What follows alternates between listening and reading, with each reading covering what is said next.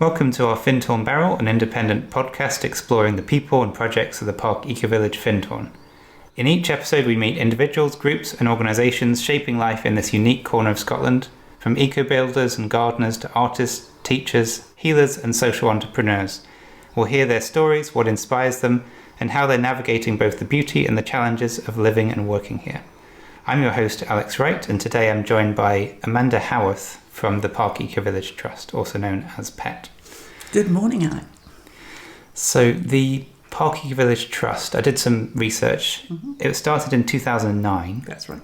There were a lot of different projects that PET does. What was the original idea? I think it's one of the most marvellous examples of organism as opposed to organisation, because in fact the reason it started in 2009 was because a grant had been received to do climate education packages for every single school child in Moray. So that was, we're talking hundreds, if not thousands. I don't know what the numbers were. But Dorota Owen and Sue Clutterbuck were the the teachers who took them out into the schools. But it was Michael Shaw and Roger Dudner who got the whole thing started. So I think there are more names that I should have mentioned. But anyway, it started with education. And then the whole thing with affordable housing came along. We realised that part of getting rid of the rotten old caravans didn't just mean wealthy middle class people building nice homes. It meant providing homes for our elders from the foundation who'd spent 30 plus years working here and would have otherwise been put out at, I shouldn't say the mercy of the Moray Council, because Moray Council's great, but that would have been a burden on Moray Council's housing stock if they'd been looking for elderly housing. And they would have had to have left the park as well. They would have had to have left their home, the park. And I mean, the other thing, of course, is families. So for me, 10, 12 years on from when the very, very first affordable housing units are up at East Windsor, and they're sort of like shared.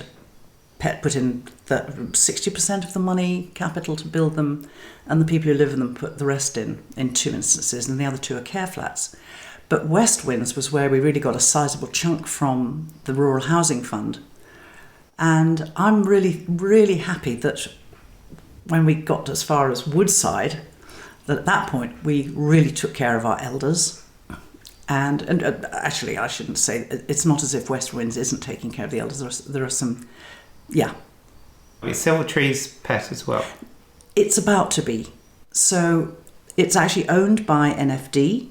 So they need to do the conveyancing to make that all owned by one body, and then PET will take it on. And it's quite complicated because, again, there's a lot of Rural Housing Fund money there. So it's like NFD owns it in inverted commas. People sometimes think, I'd like to pop this in as a little very informative and educational aside. People think that we're very capital rich because we have all this property, these units, these homes. But in fact, although we own them in name, we can't sell them, because were we to sell them, the money would have to go back to the Rural Housing Fund. So when we're not sitting on a load of wealth, of capital. Affordable housing came along, but at the same time, I would say that Cornelia Featherstone's work with healthcare, healthworks and everything, she was on the board of PET back then for a long, long time and brought the whole caring community circle under PET's umbrella. And that's a really big operation and completely different from affordable housing and education. Roger Dudner actually did continue with the education side, and that is where the carbon strategy area works, is totally helping people to gain more awareness of what their carbon footprint is. And by learning what you're doing, you can understand how you can change it, hopefully lessen it, reduce it. So that was those three. But then the sanctuary came along, and actually it was the foundation who came to PET and said, you're the organisation that can carry this forward and we'd really like you to. And I mean, for me, it was a complete no-brainer. I loved the extension to the old community centre, but I understood that the whole business aspect with that was a disaster. And really, as EF is discovering, the foundation was bailing out so much of the park. We felt at PET that the most important step to bring back the cohesion here was to have a new sanctuary, because that's where things started. That was the first building that was put up by Peter. I think that's it, more or less in a nutshell. Could you summarise what PET is in a simple way? Yeah, we are two things. So we are a registered charity. We're a SCIO, Scottish, and we're also a company limited by guarantee. So we've got those two aspects, just legal structure-wise. And apart from that, we are totally here to serve the community, which is why every time anybody has come and said, could you take on Cologne Gardens or could you take on Ukraine? Roger and I both, yes. It's just the automatic, yes. But when it gets down to the nitty-gritty, it's proved to be really quite difficult. And what is exciting is because there's an ongoing dialogue. The moment people say, we've got a group, we need coverage for insurance, blah, blah, blah. And they come, or we get into a dialogue, even if we say, sorry, we can't do it, what's happened is that they've got themselves thinking. And Cologne Garden, for instance, they found that if they just formed a specific kind of gardening club group, that they could get insurance that way. So it was really wonderful that they found it. And as I said, we have taken on doing the bookkeeping for the Ukraine bungalows, so that's really nice. And we hold money also for the children's play equipment. And the sad thing there is, I see year after year these wonderful children desperate to have play equipment, and until we know who's owning what land, it's difficult replacing the play equipment down by the volleyball because there's already the volleyball court because there's already a lot going on there. But in the summertime, I've seen far too many large teenagers from the lower caravan park. Lovely. The families who come here on holiday are fantastic, but they don't have control of everything their teens do in the evenings. And you see these rather large people playing on equipment that's not really for large people. So I think personally it would be better if we put it up in Pine Ridge, but that's another matter. But it just kind of helps to understand that if you looked at our articles of association, you'd see we could do anything. And it's just a matter of capacity, who we've got to actually run things.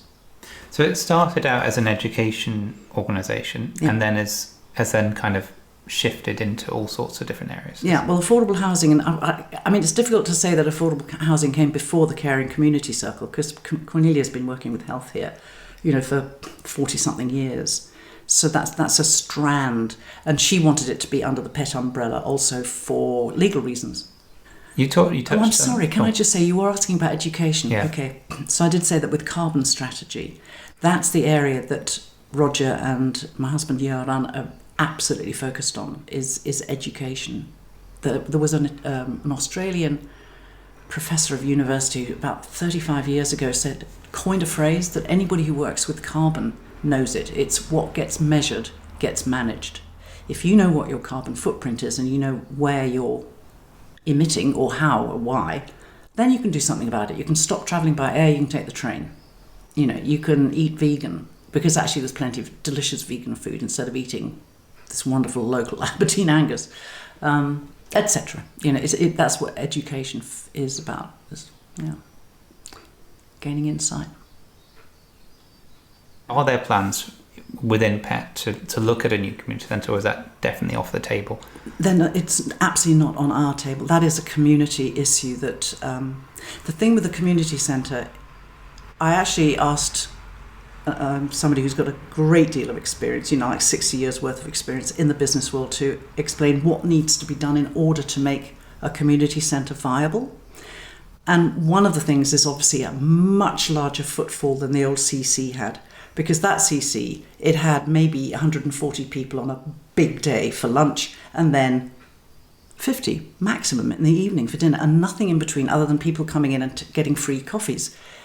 Nothing pays for itself that way. There's just no way. And I think this is one of the huge nightmares that we're really facing, is just how expensive it was for the foundation to support all of this. So having some kind of a facility that allows for people coming through a lot all day is the direction we need to go in. But the other thing is that anything new that starts producing food is actually diminishing the footfall, like, for instance, at the Phoenix Cafe. So, that's a thing that's very, very sensitive. Are we...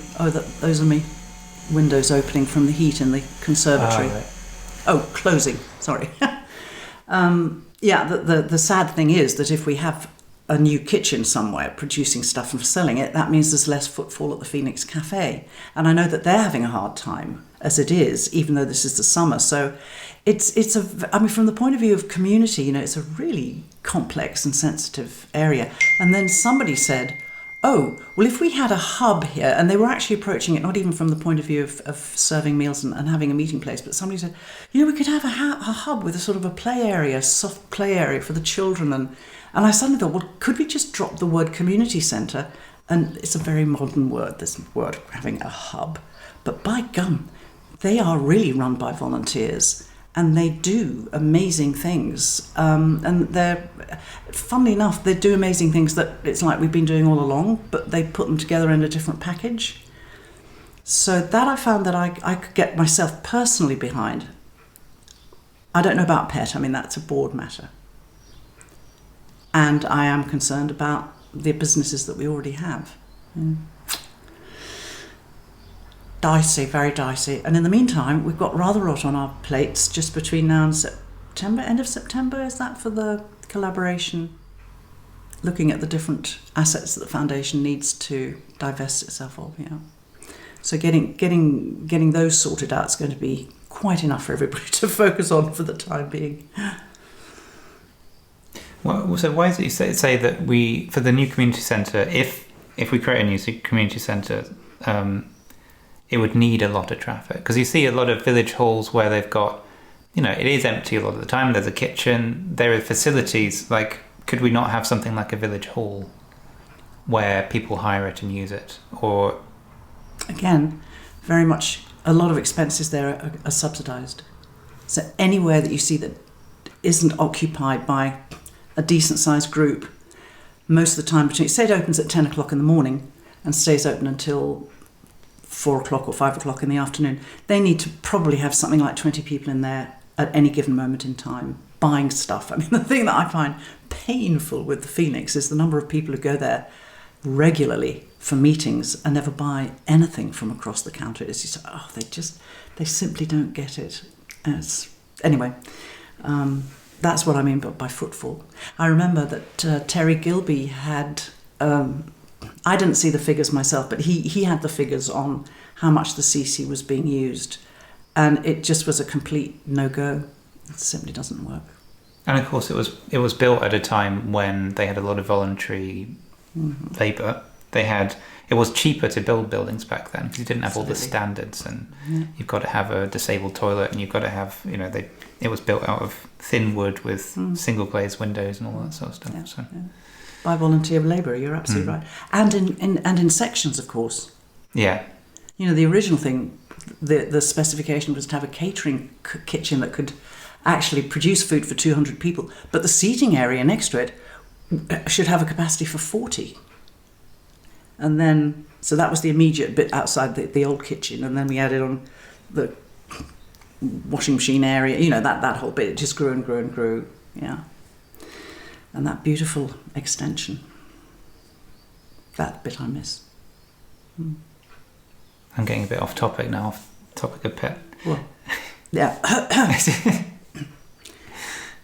Okay. The word for me in our title that is the most important is trust. Because anything we do, we are entrusted with.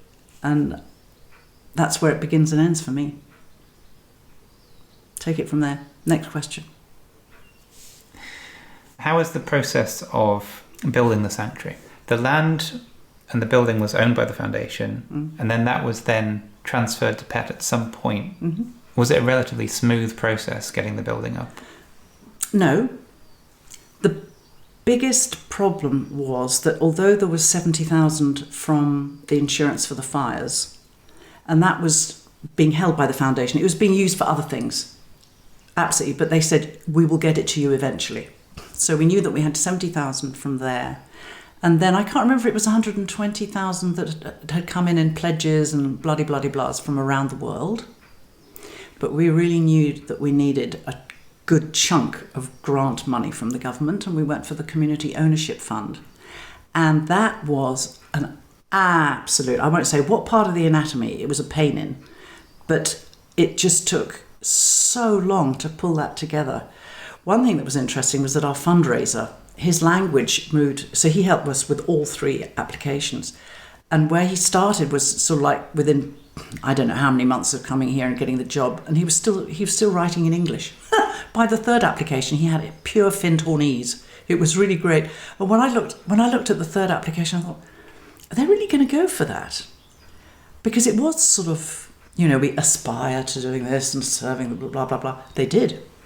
But what was a big problem was the fact that when we started out, the foundation still owned the land, and the intention was that the sanctuary would be built there and it would be stewarded by PET. So yes, technically speaking, we own the sanctuary, we own the land, but we're only a steward, and that land and that building are legally bound in perpetuity only to be a place for religious and spiritual pursuits. So we can never suddenly say, oh, we'll do a change of use and turn the sanctuary into a nice executive flat with a fantastic view over the bay. No, that'll never happen. So just if anybody wants reassured. But you do own the land and the building. We do own the land. And you asked if it was very, very, very hard work reading a lot of fine print. It's like never ever underestimate the amount. It keeps our brains. My brain is doing quite nicely thanks from all this fine print. At my age, I could easily be wandering into, and sometimes I say to my colleagues, the moment you see I'm wandering too far, or the marbles are too dispersed, just tell me and I'll leave the chair. And it's that kind of document that really it makes you focus. And I mean, it's fascinating because it's all to do with people protecting themselves from future liabilities. It's either the government doing it, or the insurance companies, or the owner, or the this, that, and the next thing. And legalese is quite a fascinating language. And it took a lot, and it took a lot of people. And the other thing that was interesting was that we had to. So we received confirmation of the fact that we'd been awarded the money on the 22nd of December, 23. We had to get all of the invoices in for the building works using that money by the 19th of December 2024. And Greenleaf Design and Build were absolutely going to be doing it, but they were extremely busy with the North Winds Terrace. So, it was a bit nail-biting. We have total faith in Jay and Rory, and as usual, it was completely well-founded. They did a marvellous job, but I must admit, they really proved what geniuses they are, because they didn't actually get moving until I think August last year. I know they had I kept going up with my camera and taking photographs of all the young workers they got in, because they got local firms doing the foundation work. And it was great because, I'd chat to the guys and it would be Jock from Lossiemouth or Hamish from Elgin. They were all young guys who were professionals, but they were obviously training. So they were being supervised, but they were doing the work. And I thought, that's what the Community Ownership Fund is about. It's community. So if the young people come in here and we never see them again, well, we kind of hope we see them again. But if we don't, at least they've come in and they've been contributing. And in fact, I just remind myself, one day I was up at the Stop Worrying sign and I saw 3 young guys, and I just sort of jovially threw out a, hi, can I help you? What are you looking at? And, blah, blah, blah. And they said, it turned out that they actually had a day off work, and one of them had actually worked on that thing, and he was bringing his chums from the building trade in to sort of see the community and I think that the building hadn't been completed at that point, but it was really lovely. So there is a give and a take of energies in that respect. You were talking about the community centre needing a massive amount of footfall. How is that going to work financially into the future, the management of the sanctuary? Well, that is a very interesting question, because one of the things that I'm very reassured by, first of all, we have a group, a WhatsApp group of, I think it's over 40 individuals who are in one way or another involved with maintaining the sanctuary. So they might be leading meditations, they might be doing cleaning, they might be doing the flowers, gardening, all that kind of thing. And every now and again we have discussions about different things. Last week there was a discussion for the people who just hold the 8:35 meditations, for instance. But way before that, when the whole group was first, Karen Grant got the job, and she just put out a call for, if you're interested, let me know, and I'll put you on the WhatsApp group. And really quite early on, some of the people who lead extremely specific meditations, like there's a gong meditation and there's a Mayan calendar meditation, but very early on they were saying, how do I handle taking donations? And that was all I needed to see, was that the consciousness was there of, we can't just use this space for nothing. And so donations come in, and I'm not sure we've got any legacies yet, but certainly, it's looking promising, let's put it that way. But part of the promisingness, if that's a word, is the attitude that people know that it needs to be loved and maintained and donated to financially. Which is, I think, a shift from how it was before, where people kind of expected that these buildings were just there and you could just use them. Yeah, absolutely. Yeah. I did rather feel like there seemed to be a sort of a rather teenage attitude towards being taken care of. And when you look at the average age here, it's sort of like well over 70. And yet people can have a sort of a teenage attitude of, I'm going to be taken care of by mummy and daddy. And I think we've all grown up a lot in the last year or 18 months. And I was extremely encouraged when the call for ideas came out from the... when people saw the plans to have an approach road through the Bickens farm to Pine Ridge. And I mean, I was in Sweden at the time, but it was kind of fun, sort of sensing the psychic energy. It was like the chickens in the barn. But there were immediately like 12 or 13 interest groups with somebody willing to lead each of them. And I thought, that's the way we have to go. It's just, and it was, bless us, it was short. It was like 4-ish months after the foundation said it was closing. So we had been squawking a lot for those 4 months. But looking back on it, that's not bad, actually, for PTSD, etc. And there's still a bit of squawking, but I think reality is just beginning to soak through to people, both to be responsible and to give thanks for what we have. And sort of moving on from that, from the foundation closing, we're not really sure exactly what's going to happen to the Skio. No. We know the trust is closing. Yeah.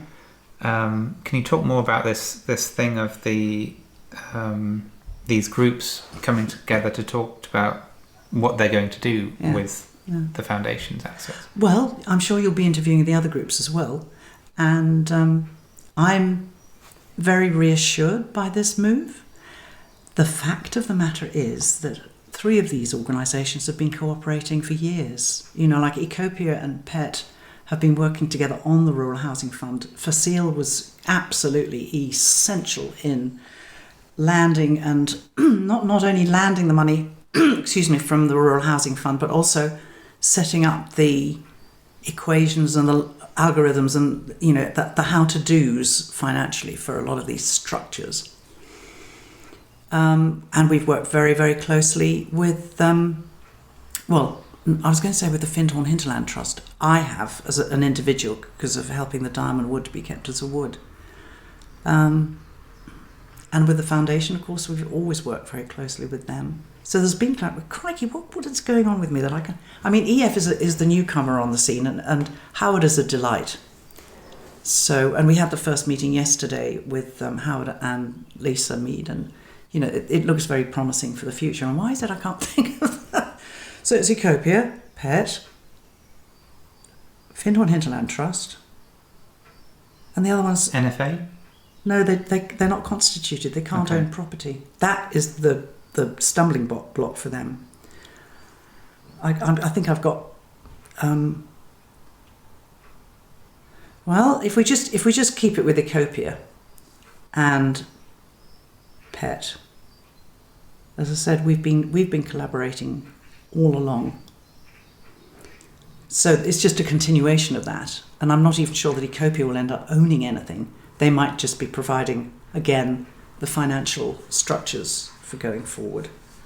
But there haven't been problems with collaboration. So I think that's something that is really vital for people to get, because there's been a lot of smoke screening and gaslighting about the past from individuals who've no experience of the past. The past has been very, very good collaboration-wise. So it's going to be interesting. I'm not actually going to be involved in the discussions because I'm going to be in Sweden. But I'm really pleased that we have Annie Broadhead, who's going to be one of the two. So there's two people from each organisation. So Annie will be from PET and also Alessandro, because Alessandro is our housing director. But the great thing with Annie is that she's a barrister. So for her, small print's just her daily bread. She just goes through that sort of thing, and she's got a very quick mind and creative. So it will be really interesting to see.